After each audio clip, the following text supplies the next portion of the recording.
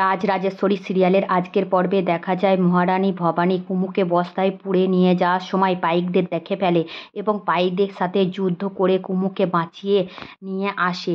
বস্তার ভেতর খুলে দেখে যে কে আছে। মহারানী ভবানী তখন দেখে যে আর কেউ নয়, সেখানে কুমু দিদি বস্তার মধ্যে অজ্ঞান হয়ে পড়ে আছে। তখনই কুমু দিদি বলে মহারানী ভবানী কুমু দিদির কোনো না শান থাকায়, অজ্ঞান অবস্থায় থাকায় সে কোনো আওয়াজ দিতে পারে না। আর এধারে ভবানী ছটফট করে, তাকে জোর করে তুলে নিজের ঘাড়ে বসায়। অন্য দিক থেকে মহারাজ এবং তার দলবল সবাই মিলে মহারানীর কাছে আসে এবং মহারানীকে বলে যে মহারানী, এখানে আপনি কিভাবে এলেন? আর কুমু দিদি বা এখানে কিভাবে এলো? আপনাদের কি হয়েছে? আপনাদের কোনো বিপদ আপদ হয়নি তো? তখনই মহারানী বলে যে না, আমাদের কোনো বিপদ আপদ হয়নি।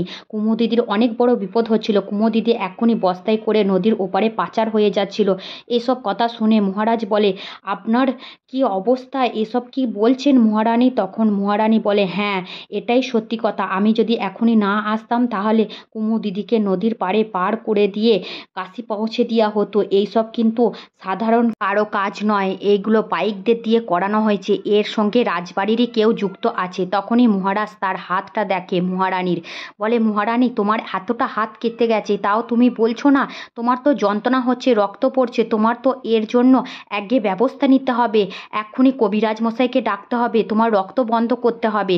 তখন মহারানী বলে মহারাজ, আমাকে নিয়ে চিন্তা করবেন না, আমাকে দেখার জন্য তো আপনি আছেন, কিন্তু কুমু দিদি যদি আজকে কাশি চলে যেত কত বড় ক্ষতি বলুন তো। আমি চিতা থেকে কুমু দিদিকে বাঁচিয়ে ফিরিয়ে এনেছি, তারপরে যে এত বড় সর্বনাশ হবে আমি বুঝতে পারিনি। তারপরে কুমু দিদিকে রাজপ্রাসাদে নিয়ে এসে ইন্দু দিদি এবং ভবানী মা যত্ন করছে।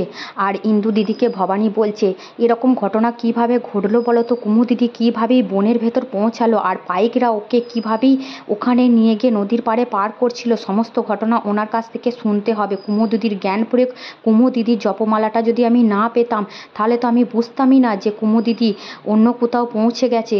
আমি তো প্রথমে গিয়ে কুমু দিদির এইসব অবস্থা দেখলাম যে কুমু দিদি ঘরে নেই, তাই আমি বনের পথ ধরে ছুটলাম যে কুমু দিদির কোনো মতে খোঁজ পাওয়া যায় কি না। দিদি তখন বলে তোর কোনো শান্তি নেই বোন, একটার পর একটা ঘটনা তোর জীবনে লেগেই আছে, একটার পর একটা ফাঁড়া তোর জীবনে ঘটেই চলেছে।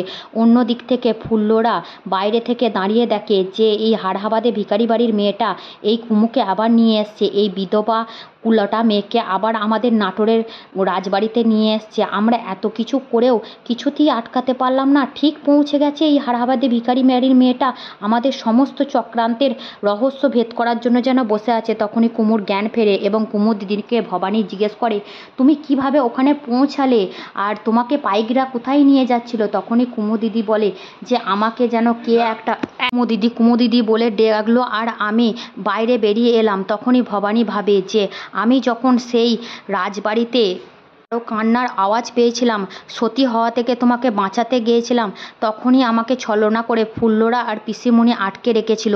তোমার সাথেও সেই একই ঘটনা? তখনই কুমু দিদি বলে আমি ঘর থেকে বেরিয়ে এসে বলি কে আমাকে কে ডাকছেন? তখনই আমার মাথার পেছন থেকে কে যেন হঠাৎ করে এক বাড়ি মারলো আর সেই মুহূর্তে আমি মাথা ঘুরে পড়ে গেলাম।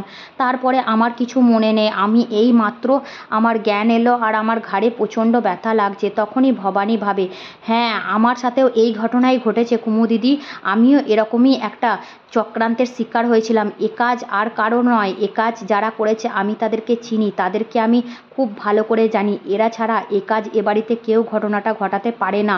তখনই ভবানী তাড়াহুড়ো করে সেই ঘটনার কথাগুলো কুমু দিদিকে বলতে থাকে যে আমাকেও রাজবাড়িতে যখন তোমাকে সতী হওয়া থেকে আটকাতে গিয়েছিলাম, আমাকে কালকুটুরিতে ফুল্লরা আর পিসিমণি আটকে রেখেছিল। আমার সাথে যা করেছিল তোমার সাথেও সেই একই ঘটনা ঘটালো। এবার আমাকে কিছু না কিছু ব্যবস্থা নিতে হবে। অন্যদিকে পিসিমণি ঈশ্বরীর মা সবাই মিলে গল্প করছিল আর তখনই পিসি ঠাকমা বলে চিৎকার করতে করতে ফুল্লরা ঘরে ঢুকে বলে পিসি ঠাকমা, যা কিছু হয়েছে, কত বড় সর্বনাশী কাণ্ড হয়েছে তুমি কি জানো? তখনই ফুল্লরা কাঁদতে বলে পিসিমা, ও আমাকে চিনে ফেলেছে, আমরা যে সব ঘটনা ঘটিয়েছি হাড়হাবাদে ভিখারি বাড়ির মেয়েটা জানতে পেরে গেছে। এখনও তো ও মহারানী হয়েছে, মহারানী হয়ে আমাদেরকে কি শাস্তি দেবে জানি না, তুমি আমাকে বাঁচাও। ঠাকমা তখনই ভবানী তাদের ঘরে ঢুকে পড়ে আর বলে, আপনারা যে এই চক্রান্তের সাথে জড়িত আমি খুব ভালো করে জানি। সত্যি কথা বলুন, কে এই ঘটনাটা ঘটেছে? কিসের জন্য কুমুদিদিকে নৌকা পাড়ে কাশি পৌঁছে দেওয়া হচ্ছিল? আমাকে না জানিয়ে, মহারাজকে না জানিয়ে এত বড় সিদ্ধান্ত নেওয়ার কে আপনারা? তখনই সীমা বলে ওঠে, এই অপরাধে কি আমাদের হাতে তোমার মাথা কাটতে হবে নাকি? আমরা কি অন্যায় করেছি? তখন পিসি ঠাকমা বলে, ও কিছু করেনি, আমি ওকে নির্দেশ করেছিলাম এসব ঘটনা ঘটানোর জন্য। তুমি যা করার আমাকে করো, আমাকে শাস্তি দেওয়ার হয় শাস্তি দাও। আমি তো এই বাড়ির রাজকুমারী। তোমার মন হয় যদি আমাকে শাস্তি দিতে, কারাগারে বন্দি করে রাখতে, তাহলে কারাগারে বন্দি করো। আমি তো ভালো কাজই করেছি। একটা কুলোটা বিধবা অভাগী মেয়েকে বাড়ি থেকে তাড় করিয়ে দিয়েছি। আমাদের নাটোরের আকাশে একটু বাতাস মুক্ত আলো, স্বচ্ছ আলো প্রবেশ করবে। তখনই ভবানী পিসি ঠাকমাকে বলে ওঠে যে, মহারাজ তো ওনাকে কোনো শাস্তি দেয়নি কুমুদিদিকে, আমরা তো বিচারে নির্দোষ প্রমাণিত হয়েছি, তাহলে আপনারা এরকম চক্রান্ত করে পাঠিয়ে দেওয়ার কেন কুপরিকল্পনা করলেন বলুন তো? আমাকেও এর আগে আটকে রেখেছিলেন সতী আটকানোর সময়, আবার কুমুদিদির সাথে একই ঘটনা করছেন। বারবার এই ঘটনার কিন্তু আবৃত্তি হবে না। তখনই ফুল্লরাকে বলে, তুমি সত্যি সত্যি বলো এই ঘটনার সাথে তুমি যুক্ত আছো, আমি কিন্তু তোমাকে ছেড়ে দেবো না। তোমাকে একবার মেরেছিলাম, সেটা তোমার মনে আছে তো? আমি কত বড়, কত উঁচুতে উঠতে পারি তুমি নিজেও জানো না। তোমরা সাবধান হও, আমি অন্যায় সহ্য করতে পারি না। আমি বারবার বলছি, কোনো মেয়ের উপর যদি এরকম অন্যায় অবিচার হয় আমি প্রতিবাদ করব। দরকার হয় আমি সতীদাহ প্রথায় যতগুলো মেয়েকে নাটোরে আনতে হয় ততগুলো নাটোরের রাজবাড়িতে রেখে দেবো। তখনই পিসি ঠাকুমা বলে, হ্যাঁ এটা তো তোমার বাবার বাড়ি, হাড় হাবাদে ভিখারি বাড়ির মেয়ে, তোমার লজ্জা করে না? তুমি এরকম আমাদের সাথে করছো? কোনো শিক্ষা দীক্ষা নেই, সমস্ত বিধবা মেয়েকে পোষার জন্য কি আমার দাদা অন্দরমহল খুলে রেখেছে নাকি? তোমাকে যেটা আমি বলছি শোনো, এই মেয়েকে কাশিতে পাঠিয়ে দাও, তাতে সব কিছুই ভালো হবে। অন্য দিক থেকে দরজার পাশ থেকে কুমুদিদি এইসব কথাগুলো শোনে আর কুমুদিদির খুব খারাপ লাগে। ভবানী অসহ্য প্রতিবাদ করতে দেখে কুমুদিদি ভাবে যে, তুমি তো আমার হয়ে কত প্রতিবাদ করছো মহারানী, তার জন্য তোমাকে রাজবাড়িতে সবার চোখে খারাপ হতে হচ্ছে। তখন পিসি ঠাকমা বলে, এই হাড় হাবাদে ভিখারি বাড়ির মেয়ে আমার কোনো কথাই শুনবে না। তুমি নিজে তো এসছো, আবার একটা বিধবা কুলোটা মেয়েকে জড়িয়েছো আমাদের বাড়িতে। আর কত অন্যায় অনাসৃষ্টি কাজকর্ম করবে বলো দেখিনি? এই মেয়েকে বিদায় করো। তুমি যদি বিদায় না করতে পারো আমি বিদায় করব। আমি কিন্তু চুপ করে হাত বন্ধ করে বসে থাকবো না। তোমাদের এই সব কাণ্ড আমি রাজবাড়িতে হতে দেবো না। এটা আমার রাজবাড়ি, আমি রাজকুমারী পরিবারের, এটা আমার বাড়ি, আমি যা ইচ্ছে খুশি করব। তোমার যদি কিছু করার থাকে তুমি মহারাজকে বলে করে নাও গা। তখনই ভবানী বলে যে, আপনি খুব বড় ভুল করছেন পিসি ঠাকমা, আপনি কিন্তু এটা করতে পারেন না। এটার সিদ্ধান্ত নেওয়ার জন্য কিন্তু মহারাজ আছে। আমি কত কষ্ট করে কুমুদিদিকে বাঁচিয়ে রেখেছি আপনি জানেন? এসব কথা শুনে কুমুদিদি ঘরে এসে দরজা বন্ধ করে কাঁদতে কাঁদতে কষ্ট পায় যে, আমার জন্য তোমাকে আর কি কি সহ্য করতে হবে আমি জানি না মহারানী, তার থেকে বরঞ্চ আমার মরণই ভালো। আমি যদি মরে যাই সব থেকে সমস্ত দিক থেকে তোমরাও সুখে থাকবে, আমিও সুখী হব। আমাকে তো এই সমাজে কেউ মেনে নেয় না, সে কেউ গ্রহণ করে না। আর যদি আমাকে তোমরা তাড়িয়ে দাও তাহলে আমি কোথায় গিয়ে যাব? তার থেকে বরঞ্চ এই নাটোরের রাজবাড়িতেই আমি নিজের গলায় দড়ি দিয়ে মরে যাই।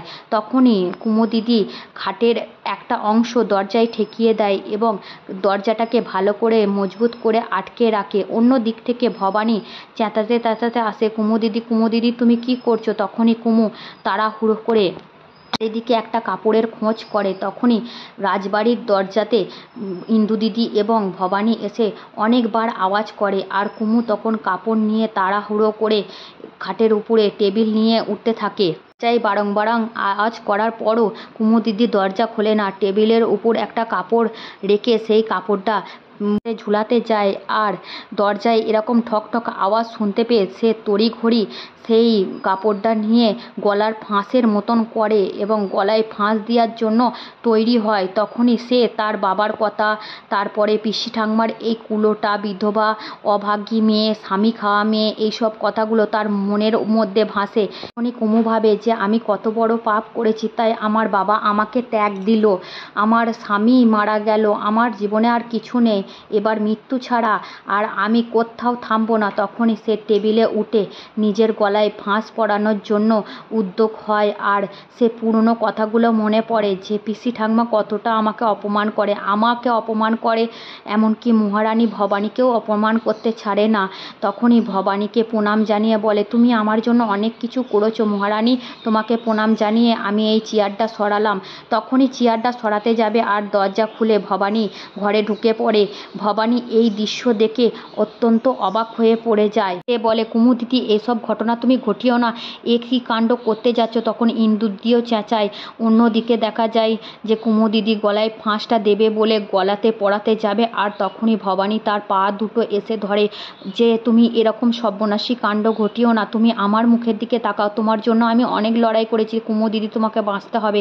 আজকের পর্ব এতটুকুনি। ভালো লাগলে চ্যানেলটা লাইক করো বন্ধুরা।